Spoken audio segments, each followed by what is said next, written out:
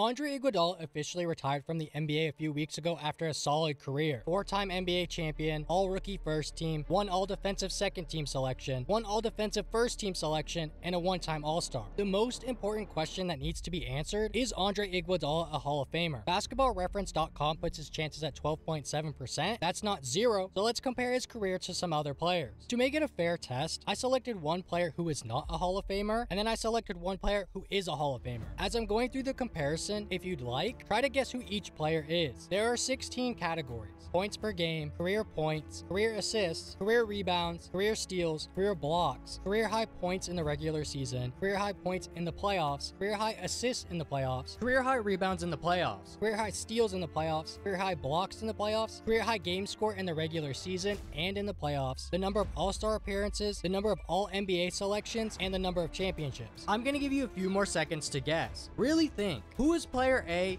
and who is player B? If you would like to guess who these two players are, now is the time. Player A is Shawn Kemp and player B is Charles Barkley. So given what's been laid out, Andre Iguodala doesn't have the numbers that Hall of Famer Charles Barkley has, and his numbers don't match that of Shawn Kemp, a player who could be argued is a Hall of Famer, but ultimately is not. I suppose that means Andre Iguodala is not a Hall of Famer, except there's one key difference between all three of these players, and it's not championships. It's the fact that Andre Iguodala is a finals MVP. He achieved the ultimate individual accomplishment a player can achieve for a season. Every player who has ever won a championship level MVP in an American sport should automatically be inducted into the Hall of Fame of their respective sport. Corey Seager, 2-time World Series MVP, Hall of Famer. Hines Ward, Super Bowl MVP, Hall of Famer. Claude Lemieux, Conn Smythe winner, Hall of Famer. Andre Iguodala, NBA Finals MVP, Hall of Famer. I know what some of you are going to say, isn't that kind of making the Hall of Fame a participation trophy? I actually had that first thought myself. The Hall of Fame is meant to be made up of players who were exceptional. It diminishes the honor if we let any old player in. To support my argument that championship level MVP should automatically get into the Hall of Fame, I did what any reasonable and sane person would do in this situation. I went back through the last 100 years of each American sports league to find which players won a championship level MVP but weren't in the Hall of Fame. I excluded active players as well as the players who were highly likely to get into the Hall of Fame within a few years. What I found is interesting. In Major League Baseball, there are 41 World Series MVPs who are not in the Hall of Fame. If we added them to the Hall of Fame, they would make up 10.7% of Cooperstown. In the NFL, there are 17 Super Bowl MVPs who are not in the Hall of Fame. If we added them to the Hall of Fame, they would make up 4.4% of the Pro Football Hall of Fame. In the NHL, there are 13 Conn Smythe winners who are not in the Hall of Fame. If we added them to the Hall of Fame, they would make up 4.2% of the Hockey Hall of Fame. In the NBA, there are just 3 Finals MVPs who are not in the Hall of Fame. If we added them to the Hall of Fame, they would make up 0.7% of the Basketball Hall of Fame. Just 0.7%. If you want to tell the best story of the NBA, which is what the Hall of Fame really is, you can't do it without Andre Iguodala. His story is intertwined with some of the greatest players the game has ever seen. From being part of LeBron's story by beating him in 2015, to LeBron sending the Warriors' hopes and dreams of the greatest season ever to the Shadow Realm by blocking Andre Iguodala. Or what about Stephen Curry's story? Losing out on being Finals MVP to Iguodala in 2015, to putting that final stamp of approval on his already Hall of Fame resume by winning Finals MVP in 2022. My argument isn't even that far off from how people are actually chosen for the Hall of Fame related to basketball. It's called the Basketball Hall of Fame. It's meant to celebrate those achievements in basketball that are great. Winning Finals MVP, that's an achievement that is great. I would still have the Hall of Fame voters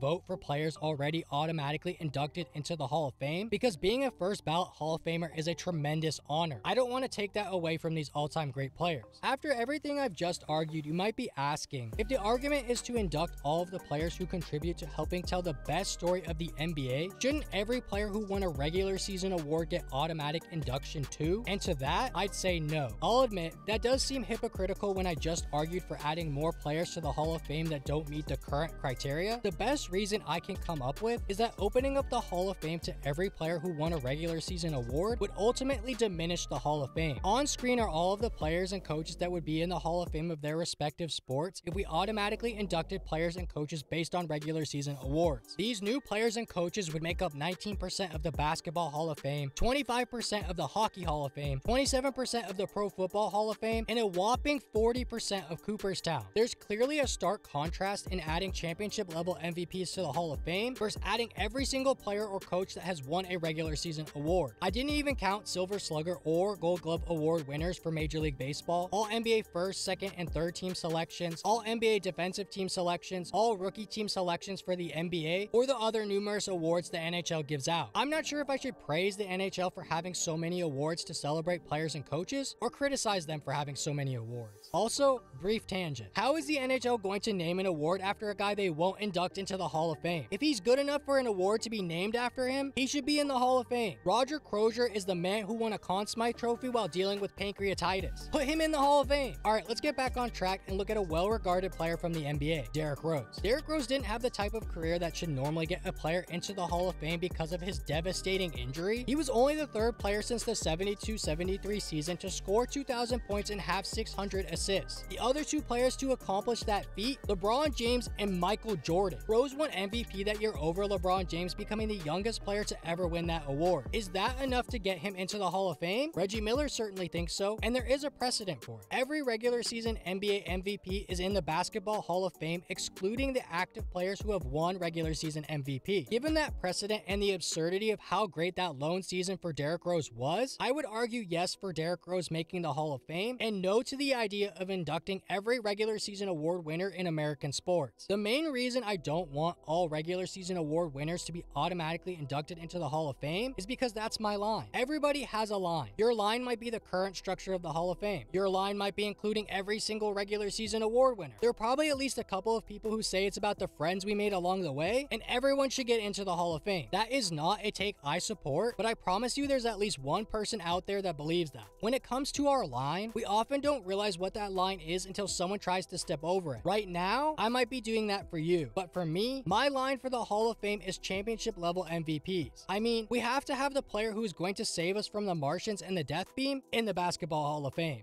Thank you for your time. Fate of the universe on the line, or the Martians have the death beam pointed at Earth. You better hit it. I want Iguodala.